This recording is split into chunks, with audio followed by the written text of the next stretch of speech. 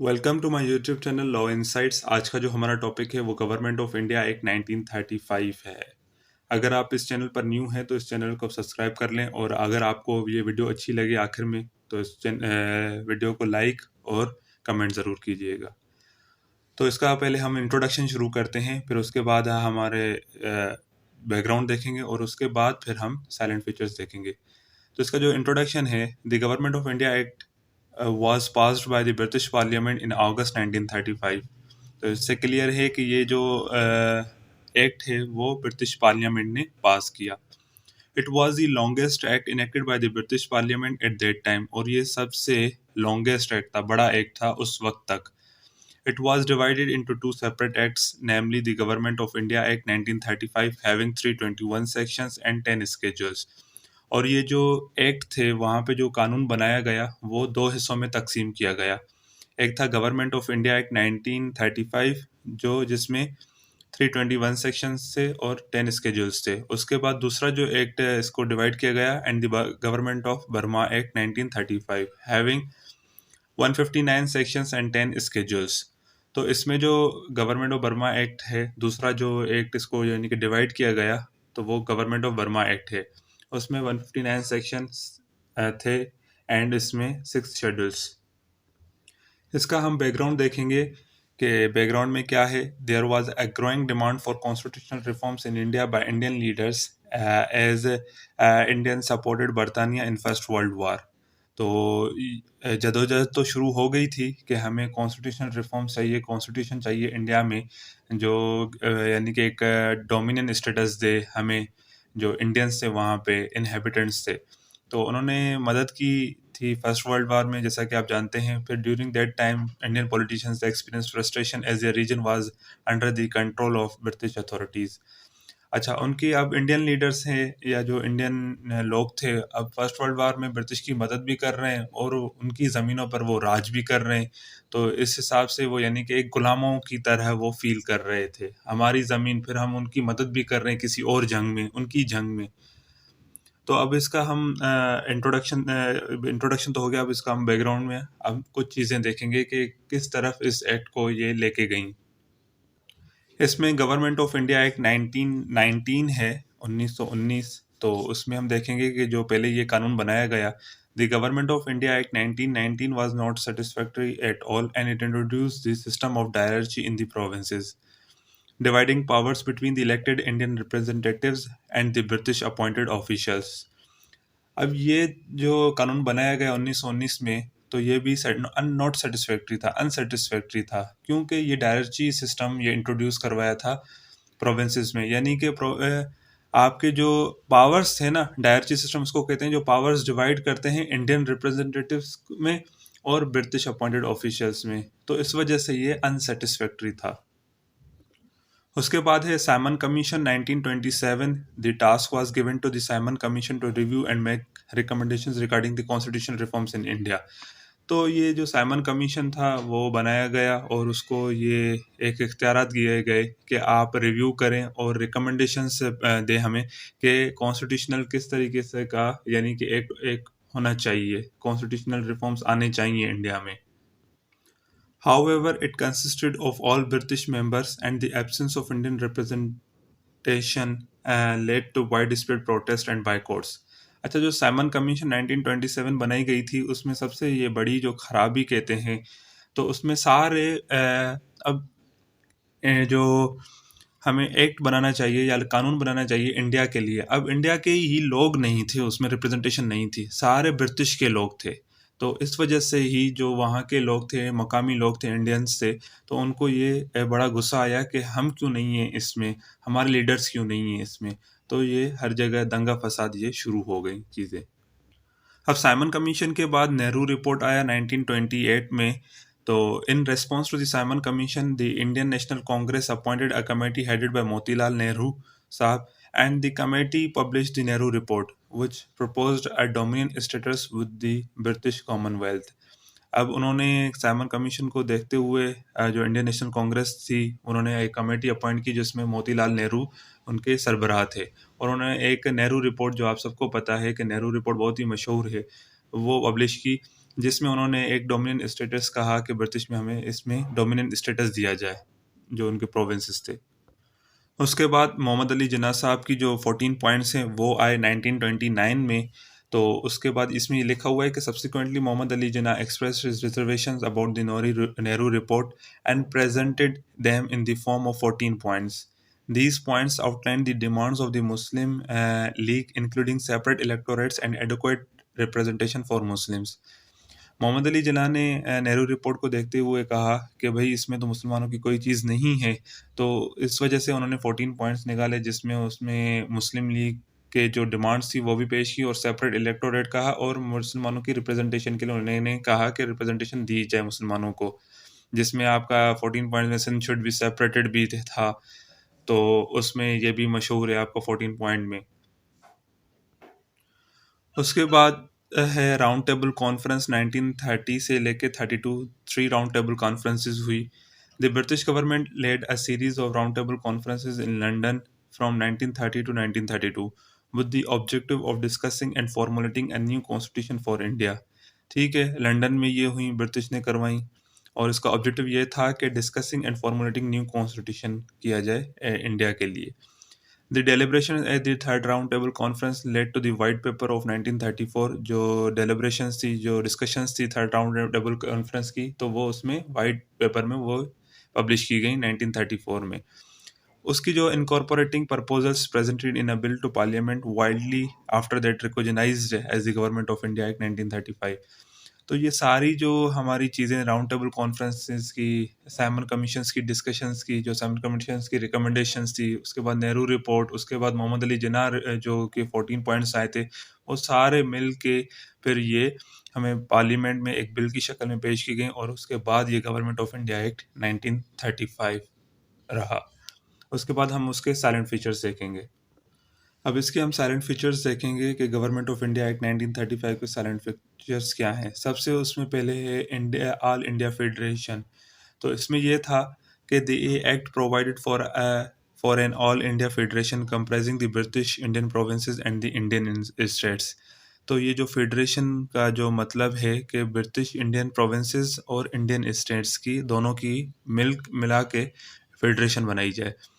The terms of joining were mentioned in the instrument of association, यानी कि इनको किस तरीके से ज्वाइन करनी है वो इंस्ट्रूमेंट ऑफ एसोसिएशन में टर्म्स दिए गए थे, किस बिना पे वो कर सकते हैं। According to this act, India would become a federation if 50% of Indian states decided to join.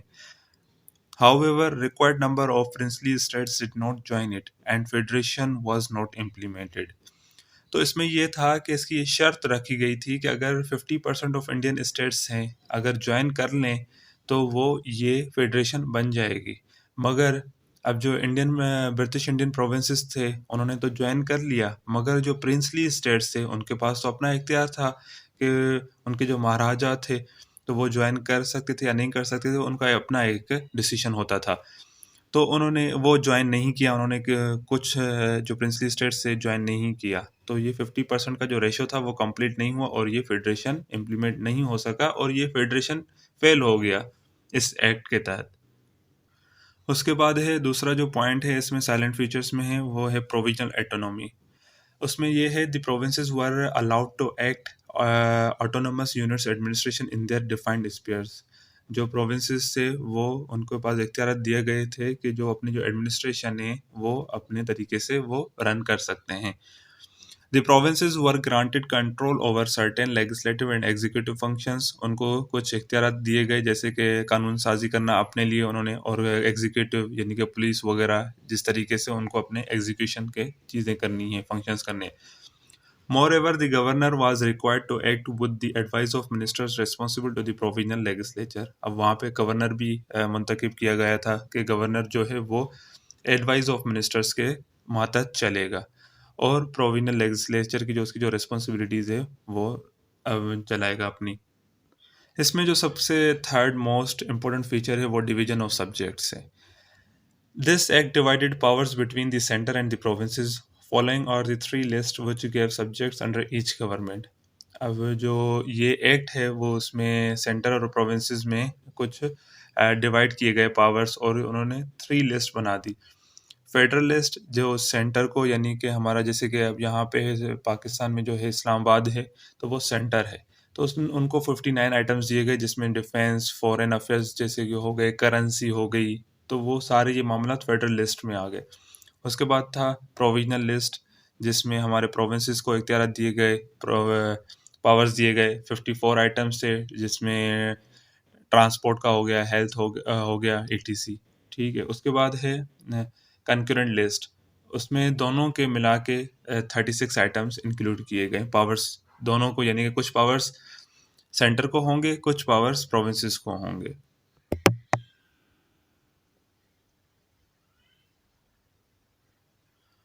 इसमें जो फोर्थ है फीचर है डायरची एट द सेंटर। अब यहाँ पे आप स्पेलिंग करेक्ट कर लीजिएगा, CENTRE होता है, CENTER नहीं होता, तो यहाँ पे करेक्ट कर लीजिएगा।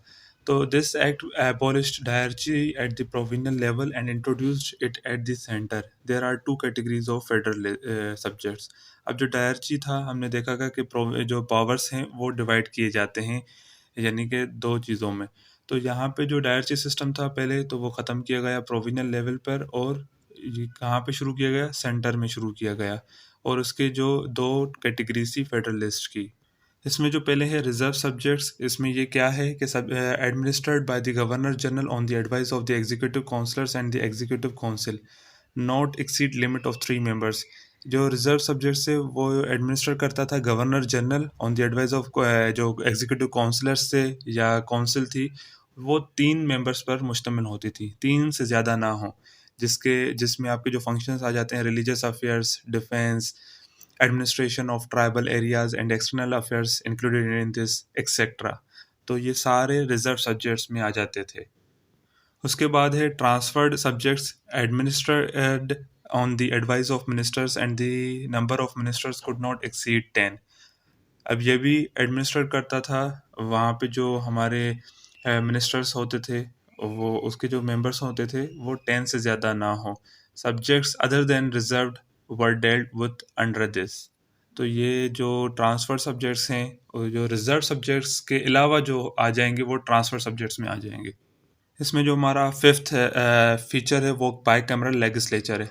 This act established a bicameral legislature at the center consisting of an upper house council of states and the lower house federal assembly.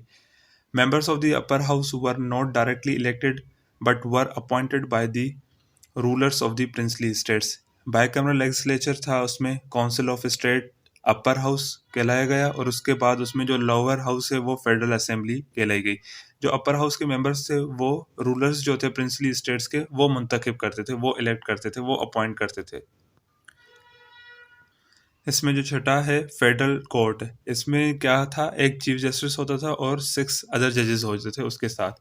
This act provided for the establishment of a federal court which would interpret the act and adjudicate disputes relating to the federal matters है। अब यहाँ पे जो establish इस वजह से की गई कि इस एक्ट को जो 1935 है इसको इंटरप्रेट करेगी, और जो जितने मसाइल होंगे फेडरल मैटर्स में उनको एडजुडिकेट करेगी। This was given exclusive original jurisdiction to decide disputes between the center and the constituted units है। अब इसको इख्तियारात और भी दिए गए कि जो disputes होते हैं सेंटर और provinces के दरमियान, जो constituted units हैं उनके दरमियान भी जो मसले हैं वो सॉल्व कर सकती है फेडरल कोर्ट। इसके यानी कि जो दायरा इख्तियार है वो बढ़ा दिए गए हैं। इसमें जो सेवन्थ फीचर है abolition of Indian council. The new act abolished the Indian Council and provided for the appointment by the Secretary of State and his team of advisors, whose number was not to be less than 3 and not more than 65। यानी कि जो Indian council थी पहले, वो उसको ख़त्म कर दिया गया और अपॉइंटमेंट की गई सेक्रेटरी ऑफ स्टेट की, जो जिसके साथ जो टीम होगी, एडवाइजर्स होंगे, वो 3 से कम नहीं होंगे और 65 से ज़्यादा नहीं होंगे। तो ये एबोलिश कर दी गई इंडियन काउंसिल को, और सेक्रेटरी ऑफ स्टेट मुंतखब किया गया, प्रोवाइड किया गया। उसके बाद है रिटेंशन ऑफ कम्युनल इलेक्टोरेट है, यानी कि जो कम्युनल इलेक्टोरेट, इज्तिमाई जो हमारे इलेक्टोरेट होते थे उनको रखा गया। It further exceeded the principle of communal representation by providing separate electorates for depressed classes, scheduled cast, women and labour workers. अब यहाँ पे जो था प्रोवाइड किया गया सेपरेट इलेक्टोरेट, जो जितनी जो कास्ट होती थी, स्केड्यूल कास्ट होती थी, कमतर जो कास्ट होती थी या वुमेन्स थी, क्योंकि इनकी रिप्रेजेंटेशन कम होती थी, और लेबर जो वर्कर उनको यानी कि एक सेपरेट इलेक्टोरेट दिया गया। The Muslim got 33 1/3 percentage of the seats in the federal legislature. मुसलमानों ने भी 33 गोट किया, 133 1/3 परसेंटेज सीट्स मिली फेडरल लेजिस्लेचर में, मगर जो बहुत ही कम सीट्स हैं क्योंकि मुसलमान बहुत ही ज़्यादा थे इस लिहाज से। Increase in the size of legislature and extension of franchise. अब लेजिस्लेचर है उसकी साइज इंक्रीज कर दी गई। Nearly 10% of the total population got the right to vote. लोगों को हक मिला कि वो टोटल जो 10% जो पॉपुलेशन थे उसको राइट मिला कि वोट देने का। और the act introduce direct elections in India for the first time, और डायरेक्ट इलेक्शंस जो है वो इंट्रोड्यूस करवाए गए इस एक्ट के तहत। इसमें जो 10 साइलेंट फीचर है, रीऑर्गेनाइजेशन ऑफ प्रोविंसेस है। इसमें जो दो दो प्रोविंसेस थे उसकी रीऑर्गेनाइजेशन की गई। A province was separated from Bombay and named as Sindh. Sindh जो है वो सेपरेट किया गया बम्बई से। और another split of Bihar and Odisha. Bihar and Odisha को एक सेपरेट इंडिविजुअल प्रोविंसेस करार दिया गया, जिसमें बिहार एंड ओडिशा। तो इसमें दो न्यू प्रोविंसेस फॉर्म हुए, जिसमें सिंध एंड ओडिशा। इसका जो 11th साइलेंट फीचर है, supremacy of Burma. Simon Commission proposed to the government of India to separate Burma from India, and this proposal was accepted by this act। और जो Simon commission ने एक recommendation दी थी कि Burma को India से अलग किया जाए, तो ये जो प्रपोजल था वो एक्सेप्ट किया गया इस एक्ट में, और बर्मा को एक अलग से एंटिटी, एक अलग से एक कंट्री कह सकते हैं, वो करार दिया गया। इसका जो 12th साइलेंट फीचर है वो है supremacy of parliament. The act of 1935 was a rigid one. वो बहुत ही एक रिजिड वन है 1935। No Indian legislature whether federal और provisional was authorized to make changes in it। The British government was given authority to make changes in it। तो जो India के पास इख्तियारात ही नहीं थे, जो जितनी फेडरल थी लेजिस्लेचर या प्रोविजनल लेजिस्लेचर थी, कि वो इस एक्ट को तरमीम कर सकें या अमेंडमेंट कर सकते हैं या कोई न्यू चीज़ लेके आ सकें, वो अथॉरिटी किसके पास थी? वो सिर्फ ब्रिटिश गवर्नमेंट के पास अथॉरिटी होती कि वो इस चीज़ में तरमीम कर सकते थे या चेंजिंग कर सकते थे। और सबसे हमारा जो लास्ट साइलेंट फीचर है वो है फेडरल रेलवे अथॉरिटी। इस एक्ट के तहत जो कमांड थी रेलवे की, वो न्यू अथॉरिटी में दी गई, वो है फेडरल रेलवे अथॉरिटी। अगर हम कॉम्प्रेसिवली एक 1935 एक्ट का जायज़ा लें, तो ये एक अच्छा साबित हो सकता था अगर इसमें चीज़ें, मुसलमानों को रिप्रेजेंटेशन अच्छी दी जा सकती थी, और सेपरेट इलेक्टोरेट थे, और जो हमारे बर्मा के जो सिंध हुआ, या जितने नेहरू रिपोर्ट की जो रिकमेंडेशंस थी या जिन्ना की रिकमेंडेशंस थी 14 पॉइंट्स में, या साइमन कमीशंस, उनको अगर सही से इम्प्लीमेंट किया जाता तो ये एक अच्छा साबित हो सकता था, मगर ये फेलियर हो गया। और इसके बाद जो आया वो इंडिपेंडेंस एक्ट 1947 आया, जिसने इंडिया को सेपरेट कर दिया गया इंडिया और पाकिस्तान में, जिससे पाकिस्तान को एक इंडिपेंडेंस हासिल हुई, मुसलमानों की रिप्रेजेंटेशन हुई। तो इसके बाद ये जो एक्ट है वो फेलियर हो गया, और उसके बाद 1947 का इंडिपेंडेंस एक्ट आया। अगर आपको वीडियो ये अच्छी लगी है तो प्लीज़ इसको लाइक और चैनल को सब्सक्राइब और कमेंट ज़रूर कीजिएगा कि आपको ये वीडियो कैसी लगी। अगर इसमें कोई मिस्टेक हो गई है तो प्लीज़ उसमें कमेंट में करेक्ट कर दीजिएगा। Thank you so much. अल्लाह हाफिज़।